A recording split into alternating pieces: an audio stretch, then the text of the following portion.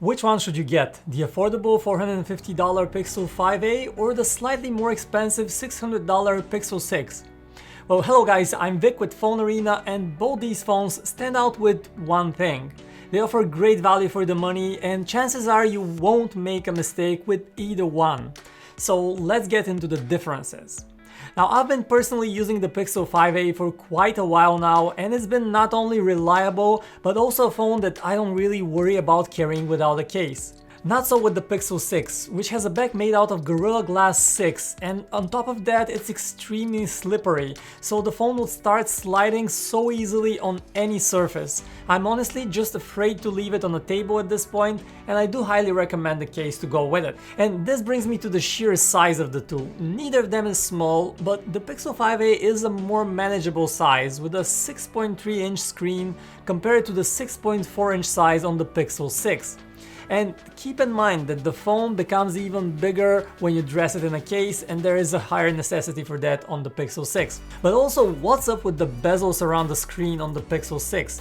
It's supposed to be the more expensive phone with more premium looks, but the large bezels are actually very noticeable, while the cheaper Pixel 5a has a cleaner look on the front. Finally, the cheaper 5a is also lighter than the 6. The difference is 183 grams on the 5a versus 207 grams on the Pixel 6. So the Pixel 6 is nearly 13% heavier. Oh, and did we mention you have the good old headphone jack right here at the top of the Pixel 5a? That's well appreciated, and that's one feature missing on the Pixel 6. Now, the actual screen quality is about the same. Both come with OLED screens with lush colors, both have 1080p resolution, but the Pixel 6 can get a bit brighter than the 5a, so it's a bit easier to use outdoors. Also, the Pixel 6 features 90Hz refresh rate for smooth scrolling, and that's the biggest difference in my opinion, at least when it comes to the screens. It's really noticeable when you compare them side by side, especially as the Pixel 5a runs a bit choppy at 60Hz. And speaking of being smooth, the second part of that equation is just about the processor inside. And the Pixel 5a is powered by the quite unremarkable Snapdragon 765G, which is a mid-range chip with no big aspirations, while the Pixel 6 has the new Google Tensor on the inside. On Geekbench, the Pixel 6 scored nearly double the Pixel 5a, so there is a vast difference between the two in terms of performance power. And in graphics performance too, the Pixel 6 just smokes the 5a.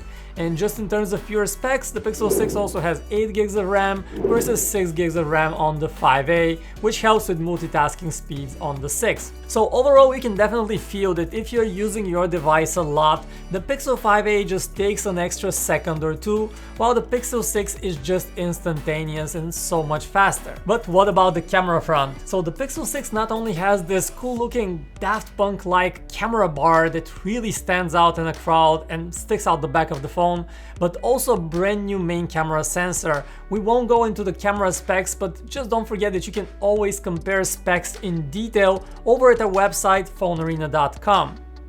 Photos captured during the day can often look nearly identical on both phones.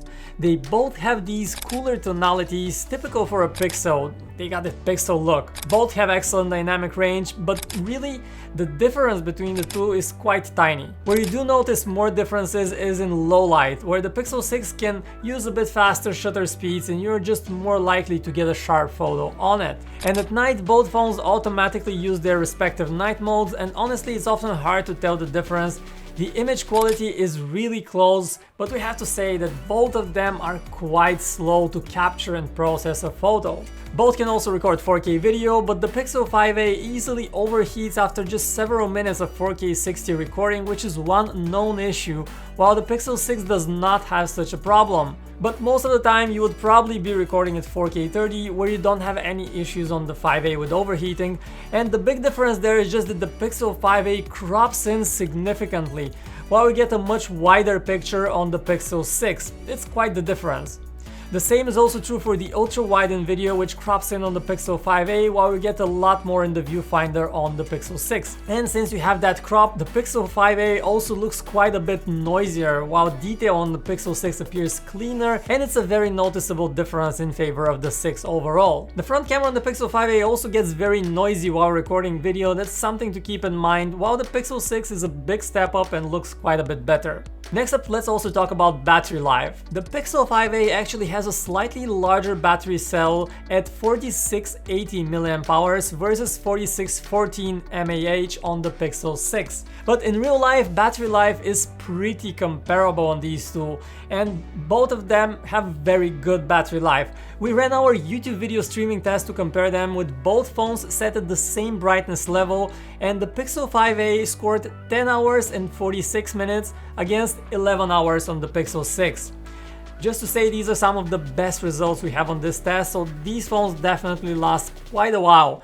But for lighter use, the Pixel 5a might actually have the edge over the Pixel 6, as it doesn't need to run at 90 Hz, so it uses less power. Now, I didn't have a problem with these phones lasting me a full day, and I would say that normally both of them will last around a day and a half and even up to 2 days if you don't use your phone that much, but for me that's a 1.5 day experience. And charging is one area where the Pixel 6 has the upper hand, at least on paper. You don't get a charger in the box, but the phone supports 30-watt fast charging compared to just 18-watt speeds on the 5a.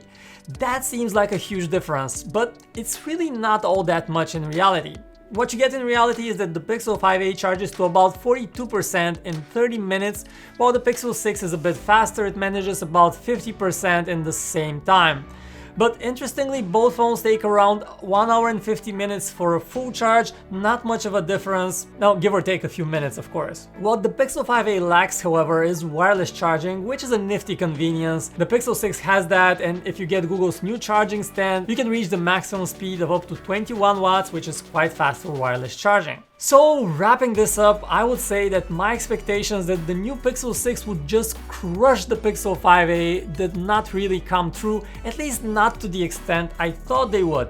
Of course, the biggest advantage the newer Pixel 6 has is just in pure speeds, as both the 90 Hz 6 and the much faster Google Tensor processor make for a zippier experience. Everything is just a bit faster on the Pixel 6. Also, if you record a lot of videos, the Pixel 6 has a noticeable advantage there with much cleaner footage. And it just plain looks more stylish. The Pixel 5a looks kind of bland and not very inspiring, to be honest. But apart from that, the Pixel 5a actually seems more practical. With its durable metal construction, it's not quite as slippery. Battery life is very comparable with the 6 and in some cases even better, and both phones have very good battery life, and photo quality is really not much different between the two. Of course, Google doesn't really want you to buy the 5a. It's not available on any major carrier, and you can only get it on the Google Store in just 2 countries, the US and Japan, while the Pixel 6 is available on Verizon, AT&T and T-Mobile right from the get-go, and it's also available in other countries across the globe, so it has much wider availability. So there you have it, the Pixel 6 versus Pixel 5a comparison. Do you own one of these two, and how do you like it? Let us know in the comments. My name is Vic, thanks for watching, let me know your thoughts about this review, and I'll see you around.